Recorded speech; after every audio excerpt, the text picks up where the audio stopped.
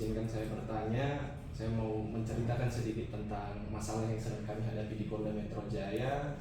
Jadi dalam hal ini kami akan minta keterangan Bapak sebagai ahli pidana, ahli kenotariatan dan ahli pidana. 1120 syarat-syaratnya perjanjian juga.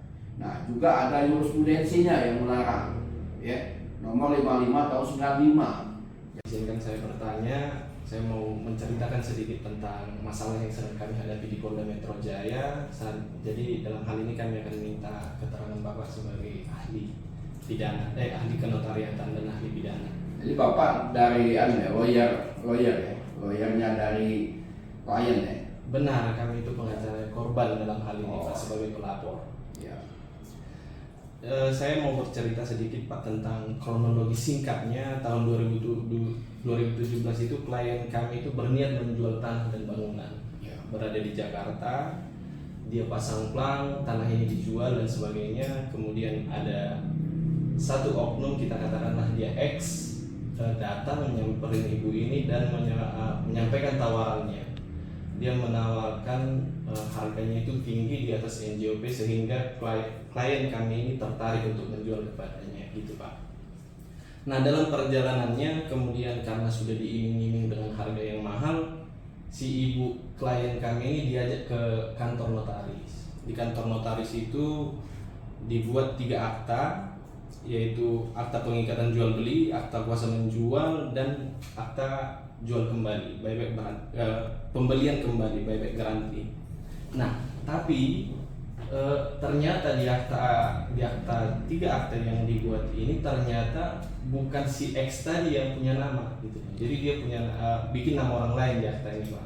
Ada lagi, kita katakanlah itu Y.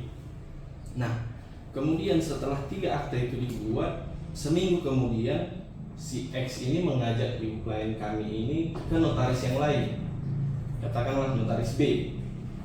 Nah, di notaris B ini dibuat 4 akta lagi Pak, terkait dengan objek yang sama, yaitu akta pernyataan dalam keadaan tidak menikah. Padahal klien kami ini, ibu klien kami punya anak, ada anaknya 4. Kemudian akta perjanjian pinjaman dengan jaminan, kemudian akta kuasa menjual, sama akta pernyataan. Nah, selanjutnya dengan timus yang dilakukan ini Pak, karena memang klien kami sama sekali tidak dibacakan isinya, jadi dia tidak tahu isinya. Bahkan salinan akta-akta yang dibuatnya ini pun tidak ada di klien kami. Belakangan baru kami ketahui setelah kami minta langsung dari notarisnya, itu pun setelah kami jadi pengacaranya Pak. Nah, kemudian untuk melanjutkan transaksi ini, ibu klien kami ini diajak ke Bank BCA. Kemudian dilakukan transfer senilai yang diperjanjikan dalam keempat akta itu senilai 7,8 M, di mana setelah kami dapatkan rekening korannya dari Bank BCA, ternyata 7,8 itu yang ditransfer pada November 2017 itu di hari yang sama ditarik kembali ke pihak-pihaknya yang si calon pembeli ini. Jadi setelah ditransfer ke ibu klien kami, di hari yang sama ditarik lagi, gitu loh Pak. Jadi sehingga di uang yang 7,8 itu sama sekali tidak ada yang tinggal di rekening ibu klien kami, gitu Pak. Nah, tapi ternyata baru diketahui sertifikat tanah yang tadinya sudah dititip karena sudah dianggap ada pembayaran itu, belakangan ini diketahui sudah dibalik nama ke atas nama C, gitu Pak. Nah, bagaimana pendapat Bapak dalam masalah ini? Tolong diberikan keterangannya sebagai ahli. Ya baik ya. Ibu ini ya, Ibu Y ya. Ya. Ibu Y ini kan niatnya untuk menjual rumah, ya. Tentunya apalagi dia udah pasang plang di depan rumahnya, kan, menjual rumah. Nah, kalau dia menjual, ya berarti sudah ada harga tertentu ya yang dia tentukan.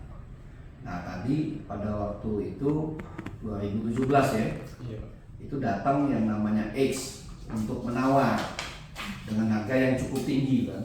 Mungkin harga itu mungkin aja di atas harga yang ditentukan oleh ibu itu. Betul. Nah, jadi dalam hal ini ya si Y ini sangat senang kan. Nah itu. Nah tiba-tiba diajak ke notaris kan ibu ini Iya.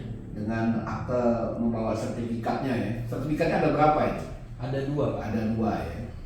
Nah di sana itu ibu ini teken di hadapan notaris kan. Iya.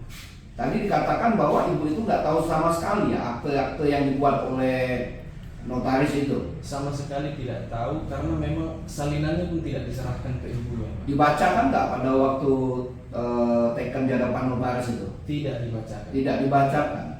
Nah mengenai harga jual belinya sudah sepakat belum? Harganya berapa? Sama nggak dengan harga yang X tadi? Tidak, yang tadinya di X itu disepakati harga 28 miliar. 28 miliar. Kemudian di akta-akta yang dibuat di notaris yang satu ini ternyata cuma 5,9. 5,9. Tapi ibu itu nggak tahu bahwa harganya 5,9. Tidak tahu. Tidak tahu. Dan uang 5,9 itu sudah ditransfer belum oleh si siapa namanya? Si calon pembeli Si calon pembeli ini belum juga. belum Pak. Belum juga. Tapi antara yang X tadi, yang pembeli yang dibawa ke notaris ini oleh si X itu beda ya, bukan si X yang beli. Beda, jadi ada orang lain lagi, bukan si X yang menawarkan 28 itu yang kemudian membeli. Jadi beda orang lagi. Jadi si X ini hanya menawar aja ya, 28 miliar. Tiba-tiba dikasihkan mungkin temannya dibuatkan harga 5,9 dengan akte apa aja? Akta kuasa menjual, pengikatan jual beli dan pembelian kembali. Iya. Kenapa dia tidak pada waktu itu tidak bikin langsung akte jual beli? Nah itu tidak tahu. Tidak tahu. Yang kedua, kenapa kok kalau jual beli, ibu kan ini niat jual. Kalau memang mereka sepakat, tapi saya nggak yakin itu harganya 5,9. Nah, kenapa kok ada buyback garansi bisa dibeli kembali? Seperti perjanjian pura-pura ini. Iya. Nah, jadi kalau kita lihat ya perjanjian yang dilakukan di hadapan notaris ya ini, kalau saya lihat ini pertama bertentangan dengan syarat sahnya perjanjian karena tidak sepakat ya. Kan ada kesepakatan harga. Nah, sementara jual beli kita kan berdasarkan hukum adat ya, hukum agraria itu kontan dan tunai.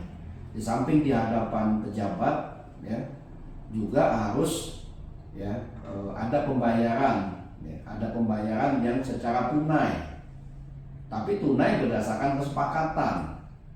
Nah apalagi di sini nggak ada bukti transfer ya. Tidak ada Pak. Nah artinya memang saya lihat di dalam transaksi di notaris ini cacat kehendak. Itu bertentangan dengan KUH Perdata ya, pasal 1328 KUH Perdata. Juga ini bertentangan dengan pasal 1320 KUH Perdata. Juga ini bisa bertentangan ya dengan jurisprudensi yang lainnya, banyak ya nanti kita sebutkan. Nah, setelah itu oleh si X tadi ibu ini dibawa lagi ke notaris yang lain. Iya. Nah, sudah itu dibuat juga pembeli yang lain lagi Dengan pembeli yang lain. Aktenya apa aja dibuatnya itu? Aktenya ada 4 akta pernyataan dalam keadaan tidak menikah, padahal ibu ini punya anak. Iya. Kemudian akta perjanjian pinjaman dengan jaminan, kemudian akta kuasa untuk menjual dan akta pernyataan. Baik. Itu di harga berapa? Di harga 7,8 miliar. 7,8 miliar. Tapi harga itu sudah ditransfer lunas. Harga itu ditransfer lunas, namun setelah kita dapat rekening koran dari Bank BCA, bank terkait, ternyata uang 7 miliar yang ditransfer pada hari itu di jam yang notabene sama itu ditarik kembali ke, kami bisa katakan ini ke komplotan mafia tanah gitu Pak, karena ke si X tadi dan ke teman-temannya yang lain. Jadi katakanlah ibu ini ditransfer 7,8, setelah itu diambil lagi. Diambil lagi, betul. Jadi sama saja dengan tidak ditransfer. Nah, saya mau lihat dari segi aktenya ya. Pertama ada pernyataan tidak menikah ya. Iya kan? Iya benar. Nah, kalau umpamanya seseorang ya tidak menikah atau apalagi dia punya anak, mungkin dia janda ya. Kita nggak bisa hanya membuat suatu pernyataan. Kita harus lihat, umpamanya kalau dia ada perkawinan, surat kematian dari suaminya. Kalau itu perempuan, kalau dia laki istrinya. Nah, nanti kalau dia itu harta gonong gini, ya, artinya diperoleh sepanjang perkawinan, kita harus minta juga akte kematian dan akte keterangan waris dari almarhum, artinya almarhum suaminya. Nah, sehingga transaksi itu harus mendapat persetujuan dari seluruh ahli waris dari almarhum kalau itu harta gonong gini. Yang kedua, kalau dia mau melakukan jual beli PPJB, nggak bisa ada yang namanya hutang piutang. Atau sebaliknya, kalau tadi akte saya lihat dibuatkan akte penjaminan hutang piutang, tiba-tiba ada kuasa menjual, itu juga nggak boleh, ya. Itu kenapa nggak boleh? Itu jelas dilarang oleh hukum, ya, cacat kehendak oleh KUA Perdata pasal 1328, pasal 1320, syarat sahnya perjanjian juga. Nah, juga ada jurisprudensinya yang melarang, ya, nomor 55 tahun 95. Jadi di dalam transaksi itu jual beli atau utang piutang nggak boleh diikuti dengan jual beli atau kuasa menjual. Apalagi dibuat kuasa menjual itu mutlak. Nah, itu juga akan batal demi hukum, ya. Nah, jadi perjanjian ini kalau saya lihat di samping ini tidak memenuhi syarat sahnya perjanjian, cacat kehendak, juga ini tidak ada kesepakatan. Artinya juga biayanya yang sudah ditransfer, mungkin juga biaya itu tadi 28 miliar tiba-tiba ditransfer 7,8 dan uang itu diambil kembali.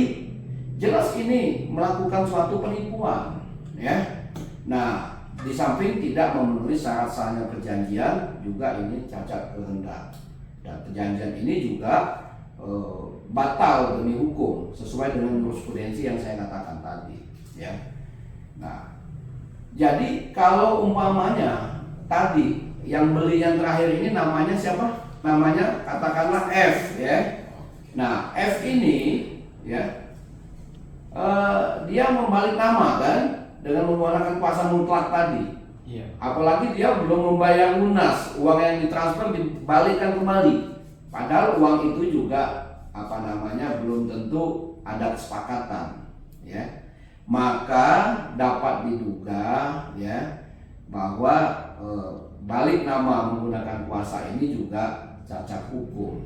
Maka itu batal, ya. Karena tidak memenuhi ketentuan di dalam peraturan perundang-undangan.